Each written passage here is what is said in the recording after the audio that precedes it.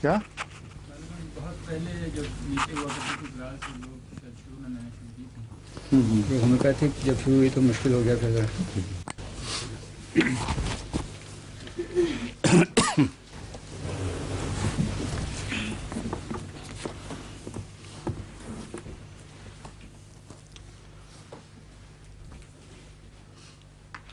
چند آیتیں رہتی ہیں اس پارے کی نا، اس صورت کی ہیں، تو اسی سے شروع کرتے ہیں اس رکوع کی.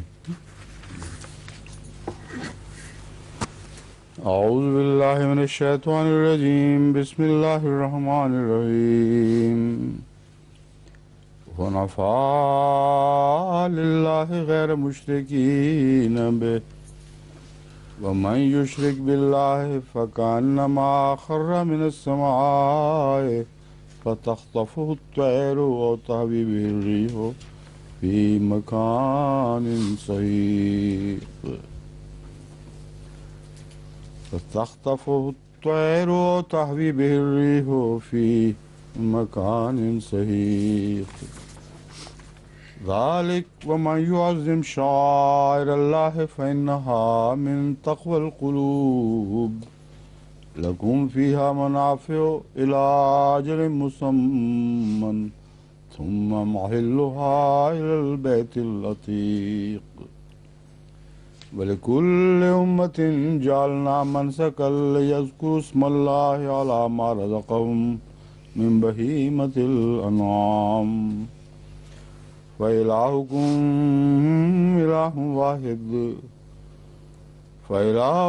إله واحد فله أسلموا وبشر المخبتين الذين إذا ذكر الله وجلت قلوبهم والصابرين على ما أصابهم والمقيم الصلاة ومما رزقناهم ينفقون. والبدن جعلناها لكم من شعائر الله لكم فيها خير فاذكروا اسم الله عليها صوافا فإذا وجبت جنوبها فكلوا منها وأطعموا القانع والمعتر كذلك سخرناها لكم لعلكم تشكرون. لن ينال الله لحومها ولا دماؤها ولكن ينال التقوى منكم كذلك سخرها لكم لتكبروا الله على ما هداكم وبشر المحسنين. إن الله يدافع عن الذين آمنوا إن الله لا يحب كل خوان كفور.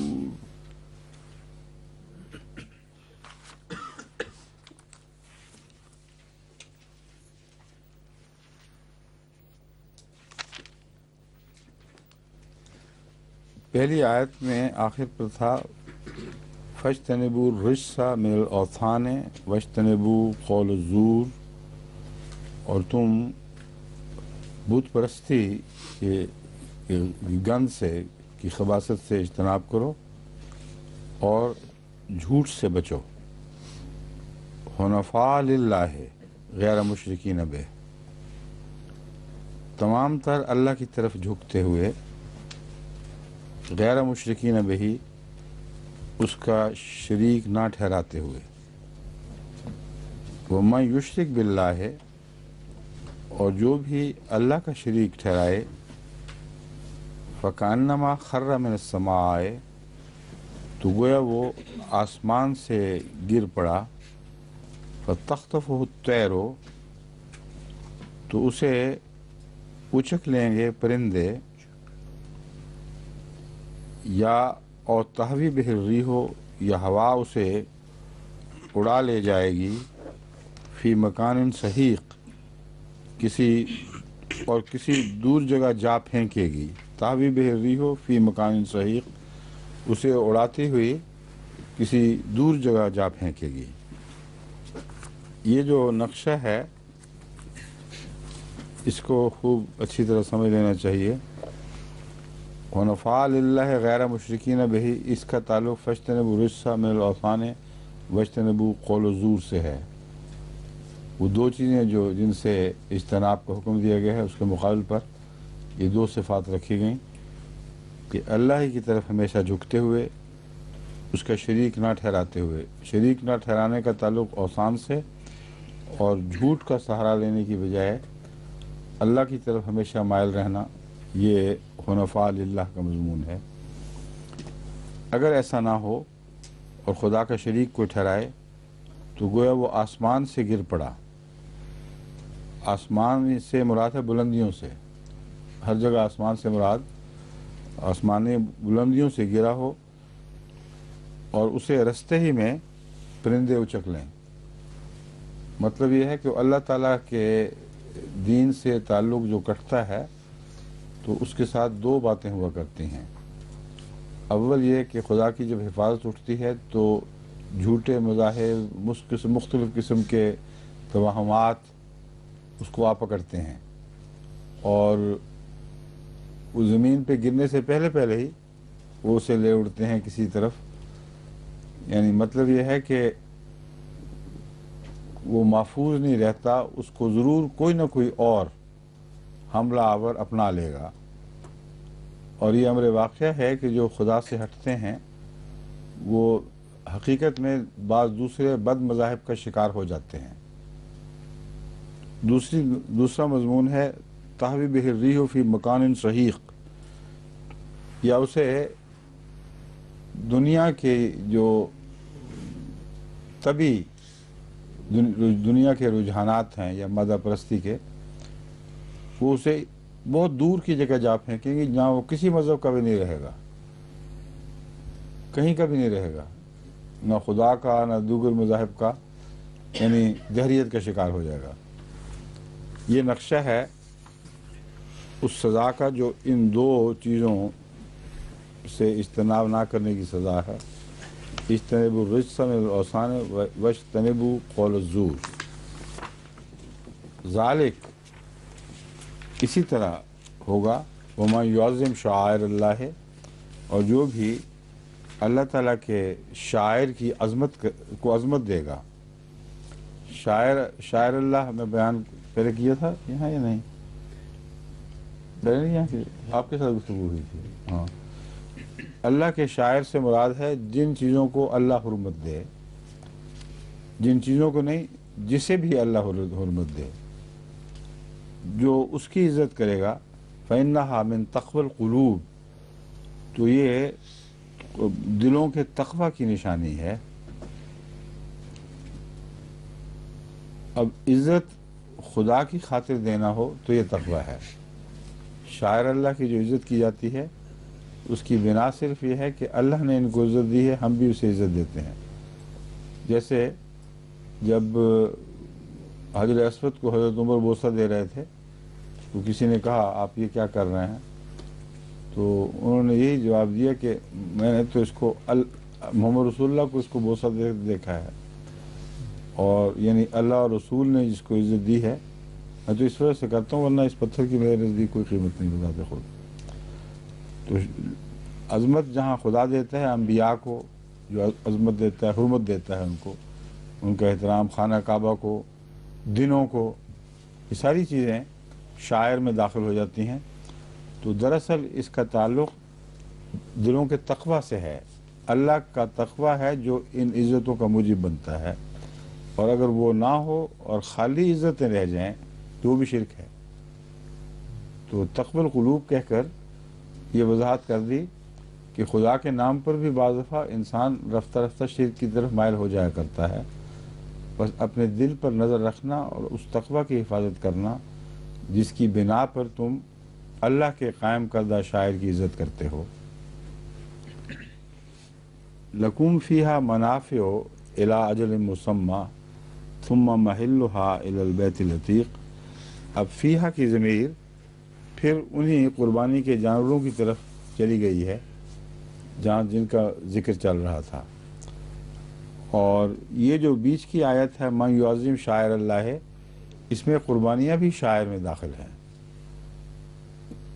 اور اونٹوں کو عزت سے دیکھنا، بکریوں کو جو خدا کی راہ میں وقف کر دی گئی ہوں اور پہلے سے ہی اس نیت سے پالی جا رہی ہوں کہ ان کی قربانی دیں گے، یہ مضمون ہے کہ اس میں چونکہ اللہ کی خاطر ہے، اس لیے انسان ان جانوروں کی بھی عزت کرے گا جو اس کے ذبح کے بعد اس کے کھانے کے کام میں آنے والے ہیں۔ تو اس کا تعلق صرف دلوں کی نیتوں سے ہے، ان کی پاکیزگی خدا خوفی سے ہے، اور چیزیں اپنی ذات میں کچھ بھی نہیں رہتی۔ تو یہ اس کا جو اس کی لاجک ہے اندر کی، اس کو واضح کرنے والا مضمون ہے۔ لکم فیہا منافع، ان قربانیوں میں تمہارے لیے کچھ منافع ہیں، الی اجل مسمى، ایک مدت کے لیے، مدت تک کے لیے۔ ثم محلھا الی البیت العتیق، پھر بیت عتیق کی طرف ان کو لے جانا ہے، ان کو وہاں پہنچانا ہے، محل پہنچانا۔ تو مطلب یہ ہے کہ اس عرصے میں جو بھیڑ بکریاں وغیرہ جو آپ کے پاس رہتی ہیں، ان کا دودھ حرام نہیں ہو جایا کرتا، ان کی اون بھی کاٹی جا سکتی ہے، اور بھی کئی ایسے منافع ہیں جو ان سے خود بخود حاصل ہوتے ہیں۔ تو قربانی کے تصور میں یہ بات داخل نہیں کہ ہر چیز انسان کے اوپر حرام ہو جاتی ہے، جب تک وہ تمہارے پاس ہیں، جو منفعتیں ان کے ساتھ وابستہ ہیں وہ بے شک استعمال کرو۔ اس کے بعد پھر ان کو محل پہ پہنچانا ہے، محل پہ پہنچانا ہے، یعنی جس جگہ کے لیے ان کو قربان کرنا مقدر ہے، فیصلہ شدہ ہے، وہاں ان کو پہنچانا تمہارا کام ہے۔ وَلِكُلِّ أُمَّةٍ جَعَلْنَا مَنْسَكًا لِيَذْكُرُوا اسْمَ اللَّهِ عَلَىٰ مَا رَزَقَهُم مِّن بَهِيمَةِ الْأَنْعَامِ، اور ہم نے ہر امت کو قربانی کا ایک طریق سکھایا ہوا ہے، اور یہ بھی حج کی طرح، میں نے آپ سے پہلے بھی ایک دفعہ عرض کی تھی کہ حج بھی تمام مذاہب میں کسی نہ کسی معنوں میں پایا جاتا ہے، لیکن ہر جگہ اس کا دائرہ محدود ہے۔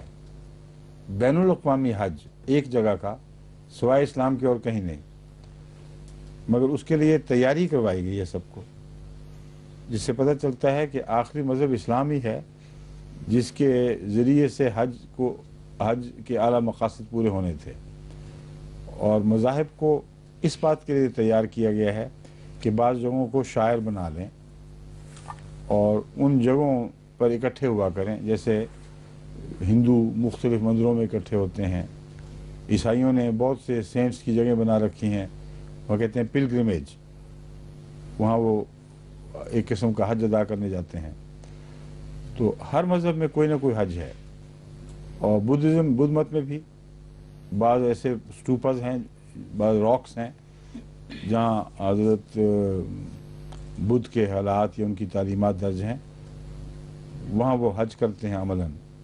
تو ان کی پلگرمیج ہوتی ہے، ننگے پاؤں چلتے ہیں، قافلہ در قافلہ وہاں پہنچتے ہیں۔ تو یہ مضمون جو ہے یہ قربانیوں سے بھی تعلق رکھتا ہے، عجیب بات ہے۔ قربانیوں کا مضمون بھی خدا تعالیٰ کہتا ہے ہم نے ہر جگہ ہر قوم کو کچھ سکھایا ہوا ہے، تاکہ وہ آخری طور پر جو عظیم قربانیاں ہونی ہیں ان کے لیے ان کی تباً آمادہ کیا جا سکے۔ اس ضمن میں ایک دلچسپ بات یہ بھی ہے کہ دنیا کی کسی قوم میں بھی بہیمۃ الانعام کی قربانی میں سور کی قربانی شامل نہیں،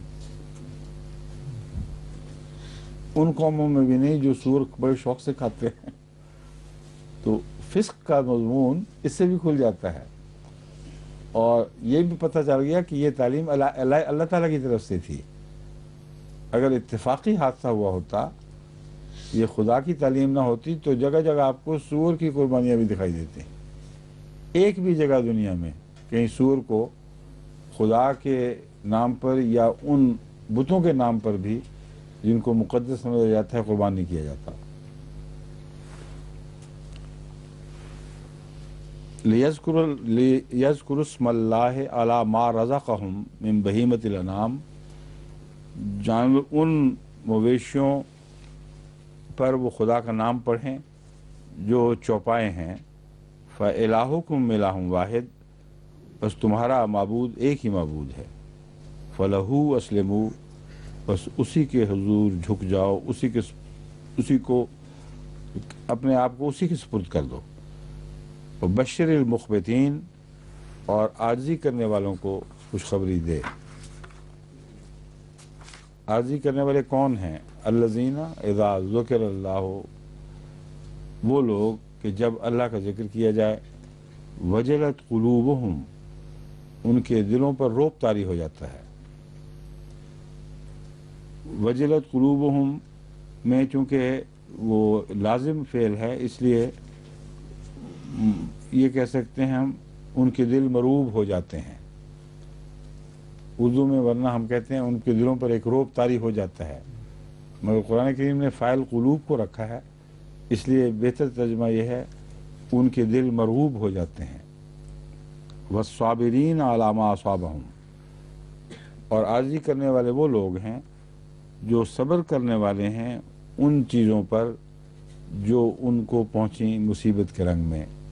اصابہ میں نے پہنچنا بھی اور مصیبت بھی، تو ما اصابہم جو مصیبت کی چیزیں ان تک ان پر پہنچیں یا ان کو پہنچیں اس پر وہ صبر کرتے ہیں۔ والمقیم الصلاۃ، اور نماز کے قائم کرنے والے ہیں۔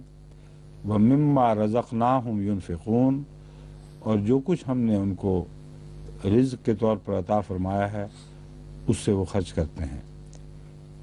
والبدن جعلناھا لکم من شعائر اللہ، اب وہ جو شاعر والا مضمون تھا اس کو کھولنے کے بعد اب بدن کو بھی بتایا ہے کہ یہ بھی شاعر میں ہے، مگر ان معنوں میں جو بیان ہو چکے ہیں کہ قلوب کے تقوی کے ساتھ ان کی عزت کا تعلق ہے، بذات خود قربانیوں میں کوئی چیز عزت کے لائق نہیں۔ والبدن جعلناھا لکم، اور وہ قربانیاں جو ہم نے، قربانی کے اونٹ ہے اصل میں تو بدن، کیونکہ اونٹوں کے لیے خاص ہے نا بدن، اور قربانی کے اونٹ جنہیں ہم نے یعنی دوسری قربانیوں کے علاوہ ان کو بھی شاعر میں داخل فرمایا ہے۔ لکم فیہا خیر، ان میں تمہارے لیے بھلائی ہے۔ فاذکروا اسم اللہ علیہا صوافا، تو ان کو قطاروں میں کھڑا کرتے ہوئے ان پر اللہ کا نام لو۔ اونٹوں کی قربانی کا یہ طریق رائج ہے، اور اسی طرح یہ قرآن کریم کی اس آیت سے ہی نکلا ہے کہ اونٹوں کو الگ الگ ایک ایک جگہ پچھاڑ کر تو قربانی نہیں لی جا سکتی، اس لیے جو بھی اونٹ کی قربانی لے کے آتے ہیں ان کے اونٹ ایک قطار میں کھڑے کر دیے جاتے ہیں، اور ان کو نیزہ مارنے والے جو ماہرین ہیں وہ یہاں ان کے جو شارگ ہے اس پہ وہ نیزہ مارتے ہیں پھر، اور اس طرح ایک کے بعد دوسرا اونٹ، یا وہ اکٹھے کئی نیزے والے ہوں گے، مگر ان کو ہمیشہ ایک صف میں کھڑا کر کے ان کی قربانی کی جاتی ہے۔ صوافا، قطاروں میں کھڑا کرتے ہوئے ان پر اللہ کا نام لو۔ فیضا وجبت جنوبہا، بس جب ان کے پہلو اتنے قرار پکڑ جائیں، فکلوا منہا واتموا القانع والمعتر، تو اس میں سے کھاؤ اور بے سوال حاجت مند کو بھی دو، قانع جو قناعت کرے اور پوچھے مانگے نہ، والمعتر، اور ایسے غریب کو بھی جو مانگتا ہے، معتر میں وہ مانگنے والے شامل ہو جاتے ہیں۔ وجبت جنوبہا میں یہ تعلیم دی کہ اس کو ابھی جب تک جان نکل نہ جائے اس وقت تک اس کا گوشت کاٹنا جائز نہیں ہے، اور یہ بھی ذبح کے دوران بھی یہی تعلیم ہے کہ جب تک جانور ٹھنڈا نہ پڑ جائے اس وقت تک اس کا عضو کاٹنا جائز نہیں۔ تو یہ اللہ تعالیٰ کا غیر معمولی احسان ہے جانوروں پر بھی کہ جو ضروری چیز ہے وہ تو کرنی ہے، مگر ایسے آسان رنگ میں کرو کہ اس سے کم تکلیف پہنچے۔ جانوروں کی قربانی کے متعلق یہاں عموماً مغرب میں یہ اعتراض اٹھاتے ہیں کہ سٹن کرنے کا طریق بہتر ہے اور ذبح کرنا یا نیزہ مارنا یہ نقصان دہ، زیادہ تکلیف دہ ہے جانور کے لیے۔ ایک مجلس میں نے ان کو ثابت کیا اور وہ سوال کرنے والے بھی دوسرے بھی مان گئے اس بات کو کہ خون بہانے سے جتنی تکلیف ہوتی ہے سٹن کرنے سے اس سے زیادہ ہوتی ہے، اور سٹن کرنے کے باوجود چونکہ دماغ میں خون کی سپلائی رہتی ہے، اس لیے باوجود اس کے کہ دماغ بتا تو نہیں سکتا مگر بے چینی محسوس کرتا ہے، اور بیماری کی حالت میں سب کو تجربہ ہو جاتا ہے کہ بعض دفعہ لوگ سمجھتے ہیں سویا ہوا ہے، لیکن وہ شدید پرعذاب نیند ہوتی ہے، بھیانک خیالات دوڑ رہے ہوتے ہیں، بے چینی ہے جو چین کی نیند نہیں آنے دیتی، مگر اوپیم کھلا کے یا کسی چیز کے ذریعے اس کی چیخوں کو ڈھانپ دیا گیا ہے۔ لیکن خون کی سپلائی ختم ہوتے ہی، کم ہوتے ہی دماغ بے ہوش ہو جاتا ہے۔ اس سے بہتر سٹننگ کا کوئی انتظام نہیں ہے۔ تو وہ تیز آلے کا بھی حکم دیا گیا ہے۔ وہ ایک جو کٹ ہے وہ اچانک خون کی سپلائی بند کر دیتا ہے، کیونکہ جو دباؤ ہے وہ اس طرف سے نکل جاتا ہے خون کا، اس لیے دماغ فوراً اس سے خالی ہوتا ہے اور اس کٹ کی درد کا بھی شاید پتہ نہ چلے اس کو۔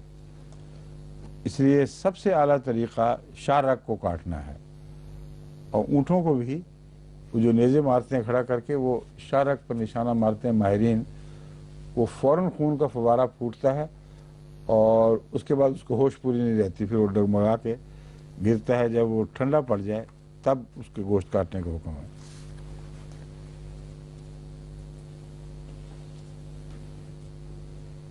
یہ کہا جا سکتا ہے کہ دماغ اگر خالی ہو گیا ہے تو پھر اسی وقت کیوں نہیں کاٹا جاتا؟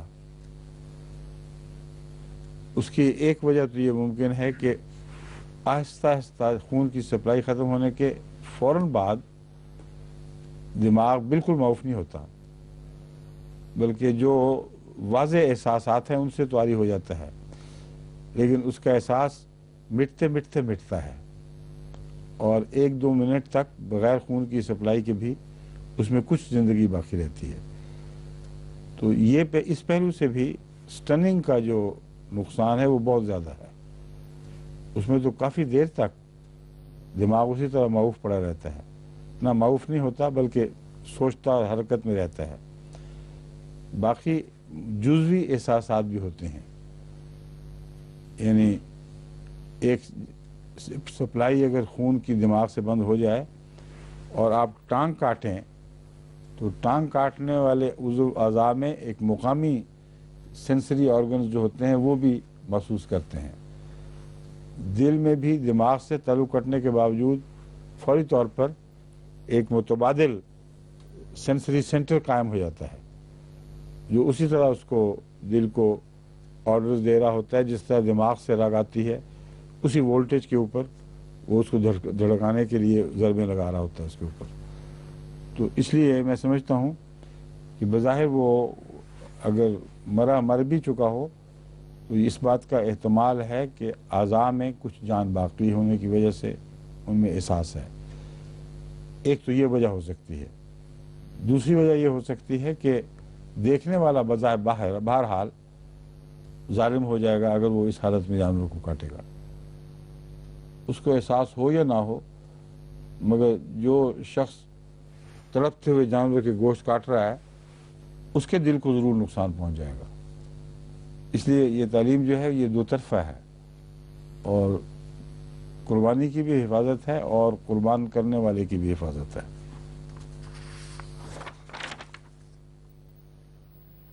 کذالک سخرناھا لکم لعلکم تشکرون، اسی طرح ہم نے ان کو تمہارے لیے مسخر کر دیا ہے، لعلکم تشکرون، تاکہ تم شکر گزار بنو۔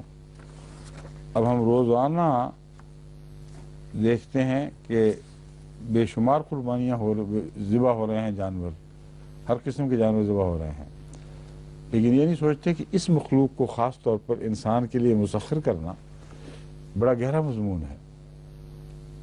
یہ وہ چیزیں ہیں جن کو اپنی بقا کے لیے جو وحشیانہ جو صفات ہیں وہ نہیں بخشی گئیں، اور ان کے اندر یہ مادہ رکھ دیا گیا ہے کہ یہ انسان کے سپرد اپنے آپ کو کر دیں اور انسان ان کی سواریاں کرے، ان کی دودھ دوہے اور گوشت کاٹے۔ یہ سب چیزوں کے لیے ایک جانوروں کی قسم ہے جس نے اپنے آپ کو مسخر کیا ہوا ہے۔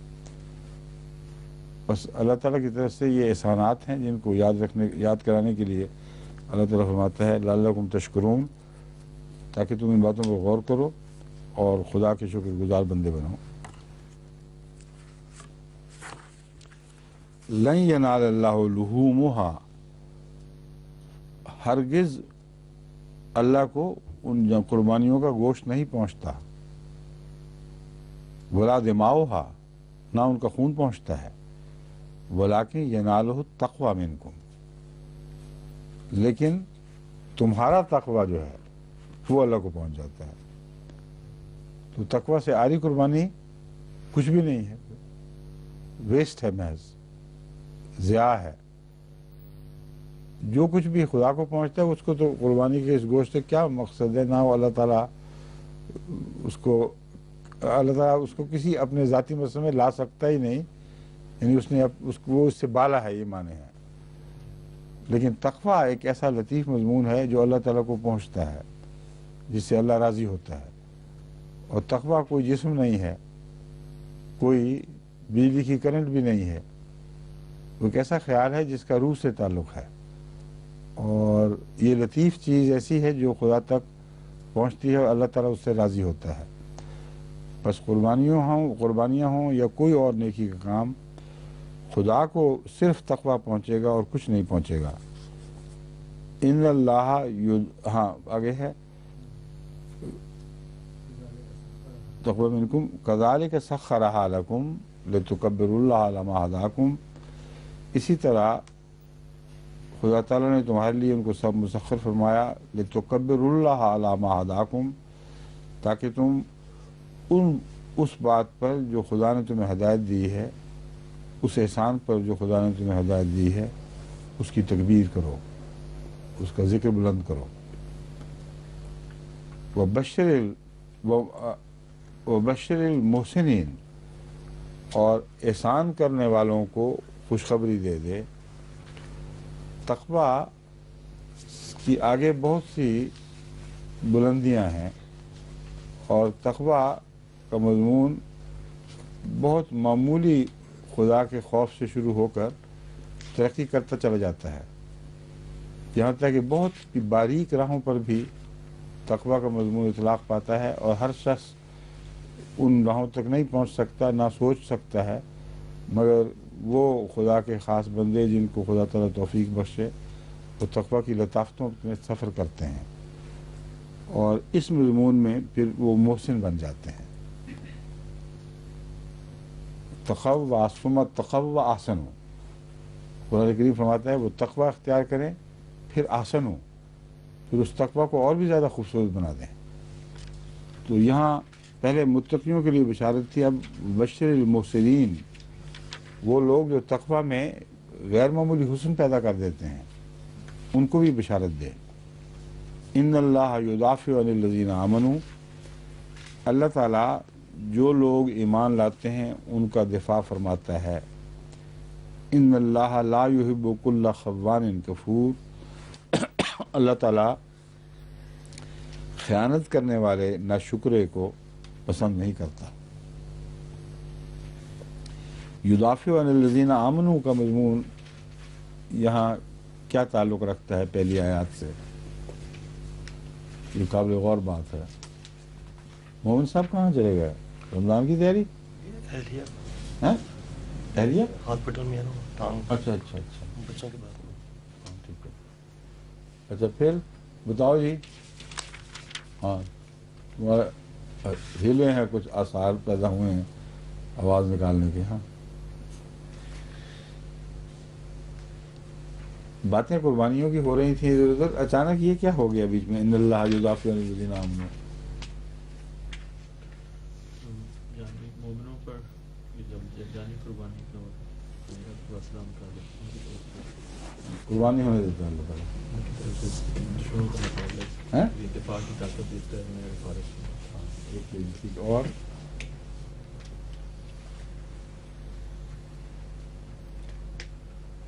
جو قربانی ہے اس کے نتیجے میں مومن کی جان بچائی جاتی ہے، اور قربانی دفاع کا موجب بنتی ہے مومن کے لیے اگر تقویٰ سے کی جائے۔ تو جہاں اس نے ذبح ہونا ہے اللہ روک دیتا ہے، وہ قربانیاں جو وہ دیتا ہے خدا کی راہ میں وہ فدیہ بن جاتی ہیں۔ اسی لیے حضرت صلی اللہ علیہ وسلم نے فرمایا کہ صدقہ اور قربانی بلاؤں کو ٹالنے والے ہیں۔ صدقہ اور کیا ہے؟ دعا اور صدقہ. دعا اور صدقہ. ہاں، دعا اور صدقہ قربانی کو ٹالتے، تکلیفوں کو اور مصیبتوں کو ٹالنے والی چیزیں ہیں.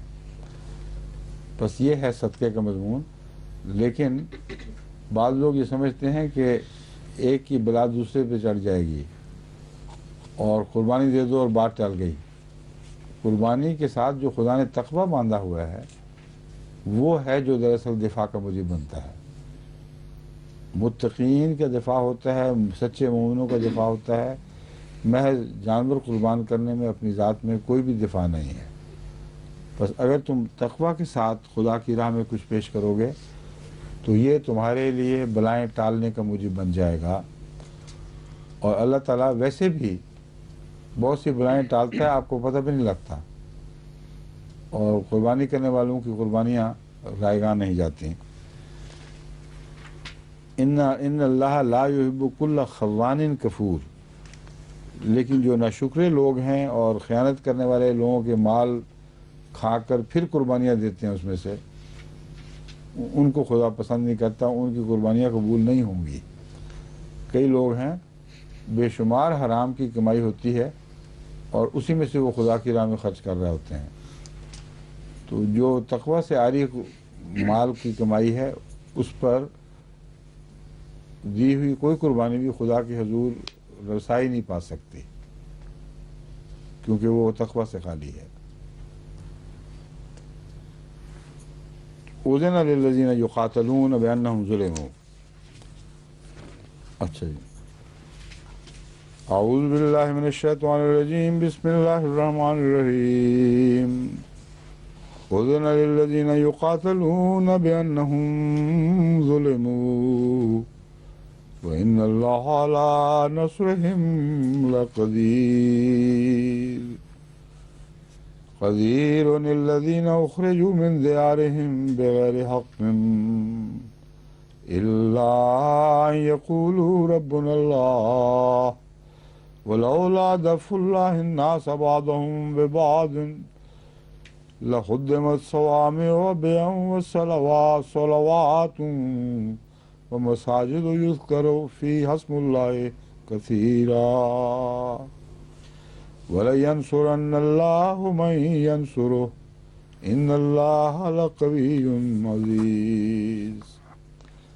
الذین ان مکناہم فی الارض اقاموا الصلاة وآتوا الزکاة وامروا بالمعروف ونہوا عن المنکر وللہ عاقبۃ الامور. وَإِن يُكَذِّبُوكَ فَقَدْ كَذَّبَتْ قَبْلَهُمْ قَوْمُ نُوحٍ وَعَادٌ وَثَمُودُ وَقَوْمُ إِبْرَاهِيمَ وَقَوْمُ لُوطٍ وَأَصْحَابُ مَدْيَنَ وَكُذِّبَ مُوسَىٰ فَأَمْلَيْتُ لِلْكَافِرِينَ ثُمَّ أَخَذْتُهُمْ فَكَيْفَ كَانَ نَكِيرِ. فَكَأَيِّن مِّن قَرْيَةٍ أَهْلَكْنَاهَا وَهِيَ ظَالِمَةٌ فَهِيَ خَاوِيَةٌ عَلَىٰ عُرُوشِهَا وَبِئْرٍ مُّعَطَّلَةٍ وَقَصْرٍ مَّشِيدٍ. أَفَلَمْ يَسِيرُوا فِي الْأَرْضِ فَتَكُونَ لَهُمْ قُلُوبٌ يَعْقِلُونَ بِهَا أَوْ آذَانٌ يَسْمَعُونَ بِهَا فإنها لا تعمى الأبصار ولكن تعمى القلوب التي في الصدور. ويستعجلونك بالعذاب ولن يخلف الله وعده وإن يوما عند ربك كألف سنة مما تعدون. فكأي من قرية أمليت لها وهي ظالمة ثم أخذتها وإلي المصير.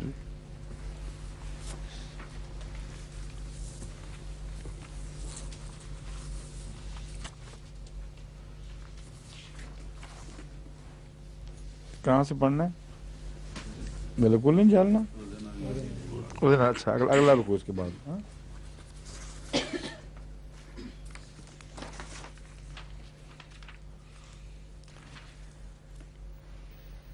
اور قربانیوں کے ساتھ ہی اللہ مومنوں کا دفاع کرتا ہے،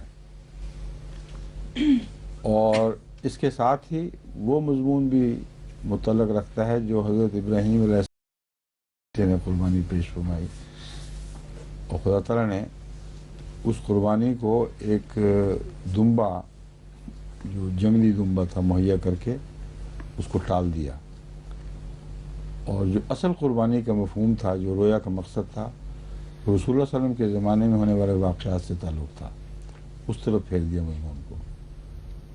اور انسانی قربانی جو توئی تھی وہ پیش کی جانی تھی۔ حضرت اسماعیل کی بھی توئی قربانی تھی، مگر وہ وقت نہیں تھا اس کے وعدے کے پورا ہونے کا، بلکہ ان کی اولاد سے وہ قربانیاں لی جانی تھیں۔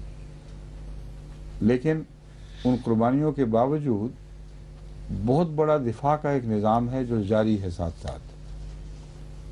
اگر خدا تعالیٰ دفاع نہ فرماتا تو جتنی قربانیاں ہمیں بہت عظیم دکھائی دیتی ہیں، عملاً وہ کچھ بھی نہیں ہیں، ان کی گنتی کی کوئی حیثیت نہیں ہے ان عظیم فوائد سے جو ان قربانیوں کے نتیجے میں حاصل ہوئے۔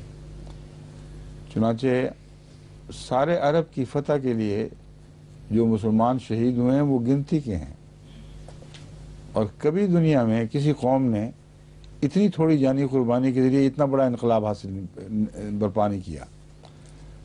تو جہاں ان قربانیوں کی عظمت ہے، وہاں خدا تعالیٰ کی طرف سے ان کا دفاع بھی ساتھ شامل ہے۔ جنگ بدر میں کتنی بڑی غالب اکثریت تھی جس نے حملہ کیا ہوا ہے، اور ان کے بہت زیادہ مارے جاتے ہیں، اور مسلمان بہت معمولی شہید ہوتے ہیں تعداد میں، اور یہ مضمون مسلسل پھر جاری رہا ہے بعد میں بھی۔ تو اللہ تعالیٰ ان کا دفاع ان کی قربانیوں ہی کی وجہ سے کر رہا تھا۔ ایک دفاع ہے جو جانور ذبح کرتے ہو تو اس سے تمہارا دفاع ہوتا ہے، ایک دفاع ہے جو خدا تعالیٰ کی راہ میں جانیں قربان کرنے کے نتیجے میں ہوتا ہے۔ یہ دفاع انسان کی کوشش کے بغیر خدا کی طرف سے ہو رہا ہے، مگر اس کے علاوہ دفاع کی اجازت بھی خدا دیتا ہے، اور جب خدا کی تقدیر اس دفاع کے ساتھ شامل ہو جائے پھر بہت ہی تھوڑی قربانیاں بہت بڑے بڑے نتائج پیدا کرتی ہیں۔ بس یہ انتقال مضمون کا جو ہے قربانیوں کا، یہ اس طرح ہے۔ قربانیوں کے ذکر میں حضرت ابراہیم علیہ السلام کے زمانے کی قربانی، اس کے اصل مقاصد، اس کی حقیقی معرفت وہ کیا تھی، یہ رسول اللہ صلی اللہ علیہ وسلم کے زمانے کے حالات کی طرف ذہن کو منتقل کر رہی ہے بات۔ اور وہ حالات یہ تھے کہ 13 سال تک مسلسل ان کو قربان کیا جا رہا تھا، اور باوجود اس کے کہ وہ اس قربانی سے نکل بھاگ سکتے تھے اگر انکار کر دیتے خدا کی توحید کا یا رسول اللہ صلی اللہ علیہ وسلم کی رسالت کا۔ تو بعض دفعہ جبری قربانیوں میں بھی تو شامل ہوتی ہے، اس کا از خود ہونا۔ بس ان کو جہاں پکڑ کے مجبور کر کے تکلیفیں پہنچائی جاتی تھیں، اس میں ایک چیز توئی تھی، یعنی وہ دروازہ جو نجات کا تھا وہ ان کے لیے کھلا رہتا تھا۔ وہ کہتے تھے اگر تم اس کا انکار کر دو تو ہم چھوڑ دیتے ہیں۔ بس جبری قربانیاں بھی توئی ہو جاتی ہیں، اور ایسی جبری قربانیاں جو توئی دی جائیں، یعنی قربان ہونے والے کی طرف سے اس میں ایک تو مضمون داخل ہے، وہ ہے جو سب سے عظیم قربانی ہے۔ بس اس آیت میں اسی طرف سے اذن للذین یقاتلون بانہم ظلموا، ان کو اب اللہ دفاع کی اجازت دے رہا ہے جو جن پر پہلے ہی تلوار اٹھائی جا چکی ہے۔ یقاتلون، وہ قتل کیے جا رہے ہیں، بانہم ظلموا، محض اس وجہ سے کہ ان پر ظلم ہو رہا ہے، وہ ظلم کیے گئے ہیں، مظلوم کر دیے گئے۔ ان لوگوں کو اب اجازت دی جا رہی ہے کہ وہ اپنا دفاع کریں۔ ان اللہ یدافع عن الذین آمنوا کے مضمون کو دیکھیں، یہ ہے عنوان، اس عنوان کے تابع اب یہ باتیں آئیں گی۔ اللہ مومنوں کا دفاع کرتا ہے، کئی طریق سے کرتا ہے۔ اور ایک طریق یہ بھی ہے کہ کمزوری کے باوجود پھر ان کو اپنے دفاع کی اجازت بخش دیتا ہے، اور جب بخشتا ہے تو ضمانت دیتا ہے کہ تم کمزور ہو مگر میں تمہارے ساتھ ہوں، اس لیے نتیجہ ہمیشہ یہ نکلے گا کہ تم فتح یاب ہوگے۔ یہ ہے اس مضمون کا پہلے مضمون سے تعلق، اور بیچ کی اس آیت نے یہ انتقال کا رستہ پیدا کیا، گویا کہ ایک پل بنا دیا قربانی کے عام مضمون سے اس عظیم قربانی کے مضمون کی طرف منتقل ہونے کے لیے۔ ان اللہ یدافع عن الذین آمنوا ان اللہ لا یحب کل خوان کفور۔ پس وہ سارے جو مسلمانوں کے مقابل پر نکلے تھے وہ خوان بھی تھے اور کفور بھی تھے۔ اذن للذین یقاتلون، اجازت دی جاتی ہے ان لوگوں کو جن کے خلاف تلوار اٹھائی جا چکی ہے، جن کے خلاف جنگ جاری ہے، بِأَنَّهُمْ ظُلِمُوا، اجازت کی وجہ یہ ہے کہ ان پر ظلم کیا جا رہا ہے، ان کا کوئی قصور نہیں۔ اب جن پر ظلم کیا جا رہا ہو وہ کمزور ہی ہیں تو ظلم کیا جا رہا ہے، تو ان کو اجازت دینا تو پھر بڑی مصیبت میں ڈالنا ہے۔ چھوٹے سے کسی بچے کو اجازت دے دو کہ وہ ڈاکٹر صاحب سے لڑ پڑے، ڈاکٹر صاحب تو اس کو چھوڑیں گے نہیں کچھ بھی اس کا۔ اس لیے وہ دیکھنے والی بات ہے کہ کس کے خلاف اجازت دی جا رہی ہے، مگر ساتھ یہ جو ذکر فرما دیا فوراً وَإِنَّ اللَّهَ عَلَىٰ نَصْرِهِمْ لَقَدِيرٌ، اس نے اجازت کا جواز دکھا دیا، بتا دیا کہ کوئی گھبرانے کی بات نہیں ہے، جس نے اجازت دی ہے وہی دفاع کرے گا۔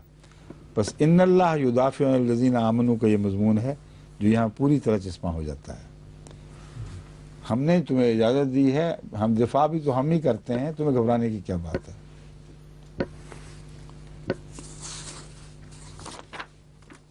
اور آگے مظلومیت کی باقی باتیں بعد میں ہیں، تاکہ پہلا خوف دور کر دیے۔ اجازت دیتے ہی جو دل پہ خوف طاری ہونا چاہیے تھا کہ اوہو ہم کیسے لڑیں گے، جب لڑائیاں ہوئی ہیں تو بہت سے مسلمان جو ہے بہت سخت گھبرائے ہوتے تھے، تھر تھر کانپ رہے ہوتے تھے، مگر وہ ابھی حالانکہ پہلے سے زیادہ طاقت ہو چکی تھی۔ جب یہ اجازت دی گئی اس وقت بالکل ہی طاقت نہیں تھی مسلمانوں کو، اور ان کا ماضی یہ تھا للذین اخرجوا من دیارہم، یہ وہ لوگ ہیں جن کی حالت کمزوری کی ایسی کہ اپنے گھروں سے بھی نکال دیا گیا، کچھ نہیں کر سکے، بغیر حق، کوئی جواز نہیں تھا نکالنے والوں کو، الا ان یقولوا ربنا اللہ، صرف یہی دعویٰ کیا تھا کہ اللہ ہمارا رب ہے۔ اس کہنے کے نتیجے میں ان کو گھروں سے نکال دیا گیا اور ان کے اوپر مظالم کیے گئے جو پہلے ذکر ہو چکے ہیں۔ وَلَوْلَا دَفْعُ اللَّهِ النَّاسَ بَعْضَهُمْ بِبَعْضٍ لَهُدِّمَتْ صَوَامِعُ، اب مومنوں کی حفاظت ہی نہیں فرماتا اللہ تعالیٰ، بلکہ معابد غیر مومنوں کے کسی کے بھی ہوں ان سب کی حفاظت فرماتا ہے، کیونکہ شاعر کا ایک مضمون معابد کے ساتھ وابستہ ہے۔ بس شاعر، قربانیاں، دفاع، یہ تینوں مضمون ہیں جو بٹے ہوئے دھاگوں کی طرح اکٹھے چل رہے ہیں۔ فرماتا ہے اگر خدا تعالیٰ یہ اجازت نہ دیتا جو تمہیں دے رہا ہے کہ دفاع کرو، تو پھر دنیا میں تو ایسے ظالم ہیں جنہوں نے کوئی معبد بھی نہیں چھوڑنا تھا۔ ایسے جاہل علماء ہر مذہب میں پائے جاتے ہیں جو دوسرے مذاہب کے معابد کو مٹانے کی تعلیم دیتے ہیں اور خدا کے نام پر دیتے ہیں۔ تو فرمایا اگر یہ دفاع کی اجازت نہ ہوتی تو کوئی معبد بھی نہیں بچنا تھا۔ بس جہاد کا مضمون یہ ہے کہ تم شاعر کی حفاظت کرو، خواہ وہ غیروں کے شاعر بھی ہوں۔ بس جہاد کا مضمون صرف ذاتی دفاع کے لیے نہیں، بلکہ خدا تعالیٰ کی دی ہوئی عظمتوں کی حفاظت کے لیے جان قربان کرنے کو کہتے ہیں۔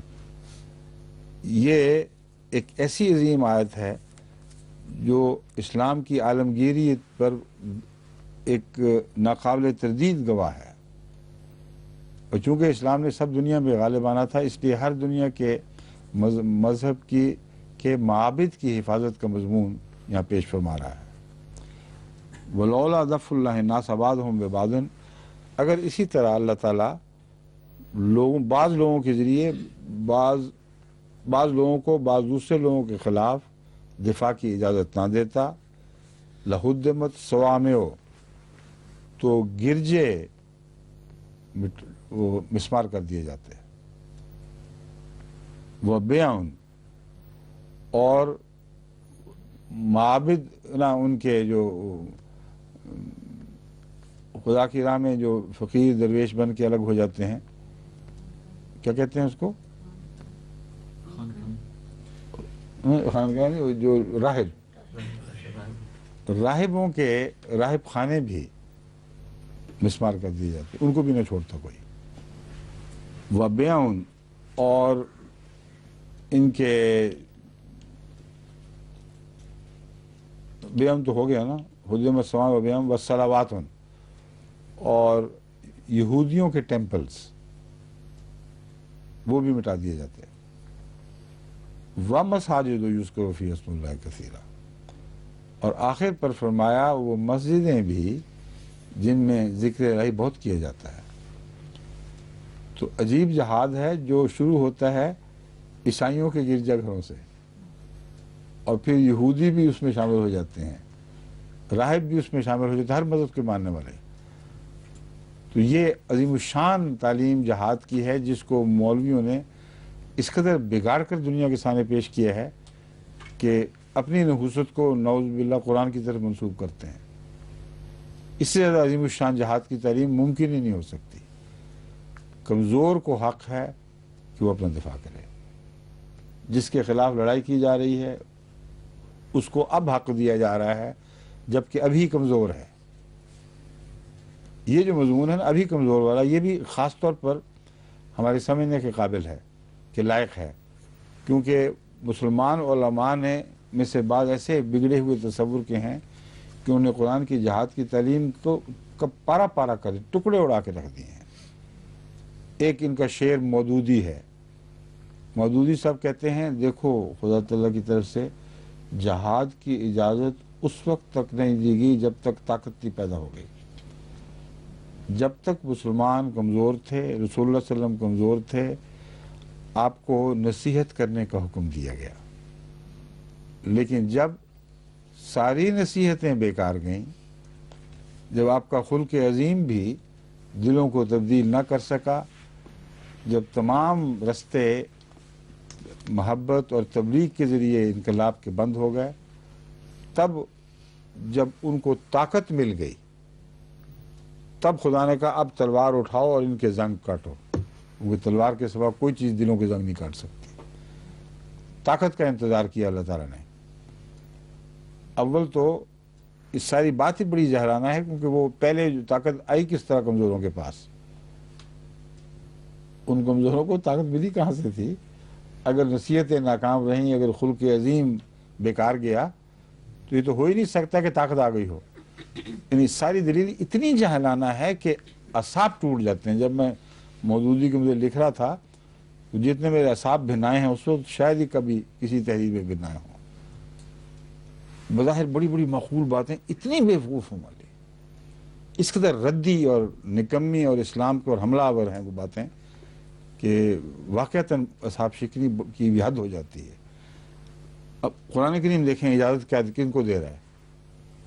یقاتلون، جن کے خلاف تلوار اٹھائی جا رہی ہے بڑے عرصے سے اور ان میں طاقت نہیں ہے۔ ان اللہ علی نصرہم لقدیر، اللہ ہے جو ان کی نصرت پر قادر ہے، اور گھروں سے نکالا جا رہا ہے۔ اور پھر اجازت اس بات کی بھی دی جا رہی ہے کہ کوئی بھی معبد کسی کا بھی ہو، اگر تم اس کے دفاع میں نکلو گے تو خدا کی نظر میں تم شہید کہلاؤ گے، کیونکہ شاعر کی حرمت ہے، اس کی خاطر تم جان دے رہے ہو۔ اس سے زیادہ عظیم الشان عالمی دفاع اور عالمی جہاد کی تعلیم دنیا میں ممکن ہی نہیں ہے۔ وَلَيَنْصُرَنَّ اللَّهُ مَنْ يَنْصُرُهُ، اور پھر مزید تاکید ہے، یہ جو وعدہ ہے اس کو تم معمولی نہ سمجھو، یقیناً لازماً اللہ تعالیٰ جو اس کی مدد کرے گا خدا اس کی مدد کرے گا۔ یعنی جو اللہ کی مدد یعنی اللہ کی خاطر میدان میں نکلتا ہے، یہ سارے من انصاری اللہ کے جواب میں پیدا ہونے والے انصاری ہیں۔ فرمایا اللہ تعالیٰ ضرور ان کی مدد کرے گا. ان اللہ لقوی عزیز، یقین اللہ تعالیٰ طاقتور بھی ہے اور ایسی طاقت والا بھی ہے جو عزت والی طاقت ہے. عزیز میں علم کی طاقت بھی ہے اور ایسی طاقت جو معزز بناتی ہے، نہ کہ جابر اور ظالم بنائے. تو یہ ہے جہاد کی تعلیم کی روح جو قرآن کریم نے پیش فرمائی ہے، اور اس سے بہتر کوئی جہاد کا تصور ممکن ہی نہیں ہے.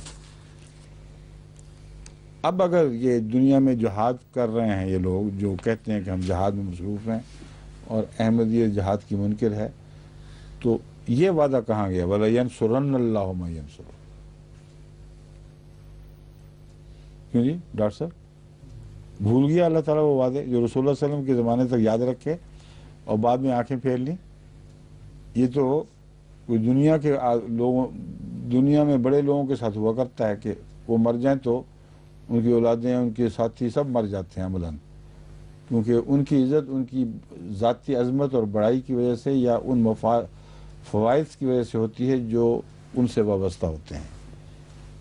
اللہ تعالیٰ کے لیے تو ایسا ممکن ہی نہیں، تصور بھی نہیں ہو سکتا. جو وعدے رسول اللہ صلی اللہ علیہ وسلم سے فرمائے ہیں قیامت تک ان کو واپس لینے کا کوئی تصور بھی ممکن نہیں ہے. اور اب جب یہ جہاد کے نام پر نکلتے ہیں تو مار کیوں پڑتی ہے؟ بڑی سخت سزائیں ملتی ہیں، جگہ جگہ مار پڑتی ہے. تو ثابت ہوا کہ خدا کا یہ وعدہ وَلَيَنْصُرَنَّ اللَّهُ مَن يَنْصُرُهُ، وعدہ سچا ہے مگر اس کے حقدار بننے والے نہیں رہے. اگر للہ، ہاں جی ایک ہاتھ اٹھ گیا، چلو ہاں جی فرمائیے. یہ مکے میں ہوا تھا مدینے میں؟ کیا یہ مدنی ہے؟ کیوں جی مدنی ہے نا، کیونکہ یہ جنگ بدر سے پہلے کی آیتیں ہیں. مکے میں کسی لڑائی کی اجازت دی تھی خدا تعالیٰ نے؟ بتاؤ. پھر جب اجازت ملی تو اسی وقت شروع ہو جانا چاہیے تھا کام. وہاں تو دشمن کانٹیکٹ میں تھا. مگر مدنی ہے کیونکہ الذین اخرجوا من دیارہم بھی تو ہے ساتھ. اخرجوا من دیارہم کا فعل تو مدینے سے پہلے ہوا ہے مدین، اور لازماً یہ ماضی کا ذکر بتا رہا ہے کہ مدینے میں یہ آیت نازل ہوئی ہے اور سورت بھی مدنی ہے. اچھا اور کیا پوچھنا ہے؟ تو خیال کیا آیا ہے مدنی مکی کا؟ اس لیے کہ وہ کمزوری کی حالت جو ہے وہ زیادہ مکے میں تھی، مدینے میں مکے میں بھی تھی، یہاں بھی تھی. اگر مکے کی کمزوری کی حالت کے نتیجے میں تو مدینے پہنچے تھے. اور ان کمزوروں نے جو طاقت حاصل کی ہے وہ تلوار سے نہیں کی. جو پناہ گزین بن گئے ہوں انہوں نے جاتے ہی وہاں حملہ کیا تھا انصار کے اوپر، جو ان کو زیر نگی کیا انہوں نے. تو یہ دلائل اس بات کے ہیں کہ کمزور ہیں، کمزوری کے باوجود خدا تعالیٰ ان کا دفاع کر رہا ہے، ان کو طاقت بخش رہا ہے. لیکن جس حالت میں اجازت دی گئی ہے وہ ابھی طاقت کی حالت نہیں ہے، اجازت کمزوری ہی کی حالت میں دی گئی ہے. چنانچہ حملہ آور مکے سے آیا ہے اور مدینے کی ساری طاقت ملا کر 313 سے زیادہ نہ بڑھی، اور وہ 1000 جوان بڑے بڑے جنگی خونخوار اونٹوں پر سوار، ہر قسم کے ہتھیاروں سے لیس. اس لیے کمزوری کمزور تو بالکل ظاہر و باہر ہے. اور وعدہ اس شان سے پورا ہوا ہے اس میں کہ حیرت ہوتی ہے دیکھ کر، جنگ بدر کا نتیجہ دیکھ کر، کہ ان کے جیسا کہ خدا تعالیٰ نے پیشگوئی فرمائی تھی ان کی جڑیں کاٹ دی گئیں. تمام چوٹی کے سردار اور لڑنے والے وہاں مارے گئے ہیں. ابو جہل بھی وہاں مارا گیا. تو یہ وہ عظیم نشان ہے جو وہاں پورا ہوا. 2 بچوں لڑکوں کے ہاتھوں سے مارا گیا تھا.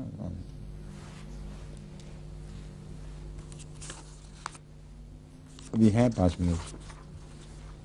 الذین مکناہم فی الارض، یہ وہ لوگ ہیں کہ جب ان کو خدا تعالیٰ سیادت بخشے اور زمین پر میں تمکنت عطا کرے تو یہ کیا کریں گے؟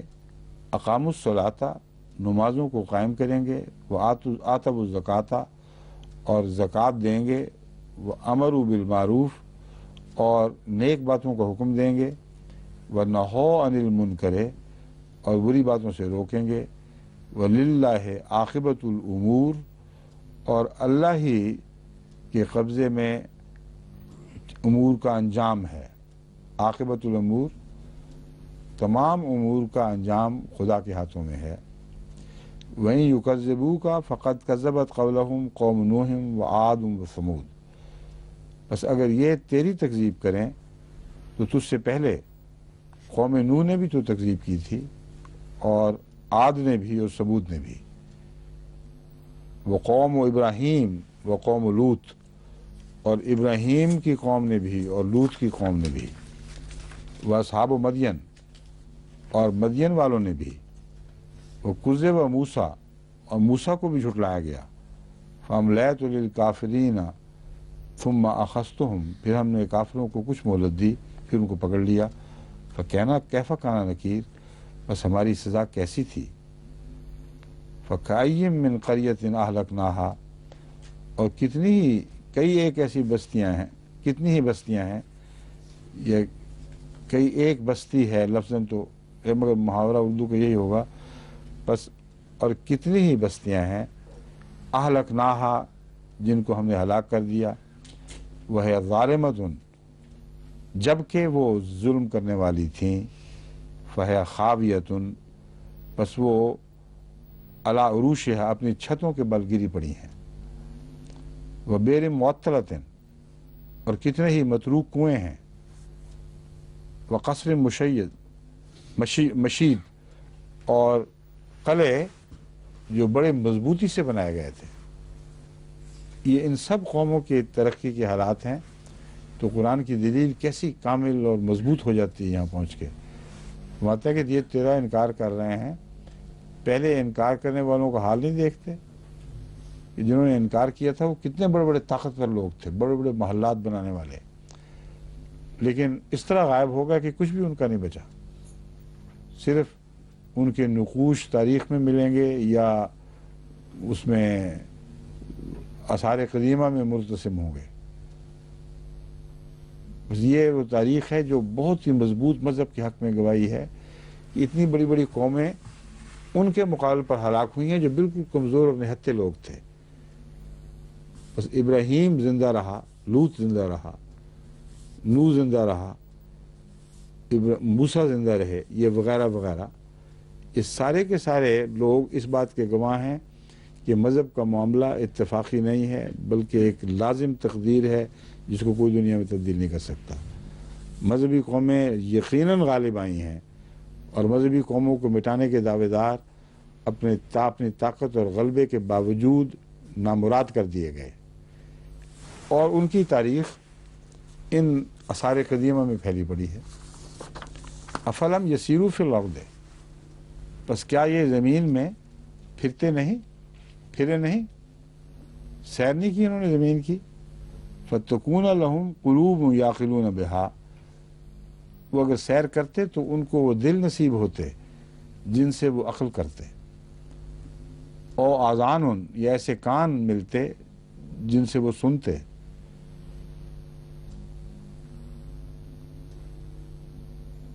لفظاً اس کا یہ ہوگا افلم یسیروا، کیا انہوں نے دنیا سیر نہیں کی زمین میں تاکہ ہوتے ان کے لیے دل جو عقل رکھتے، کان جو سن سکتے۔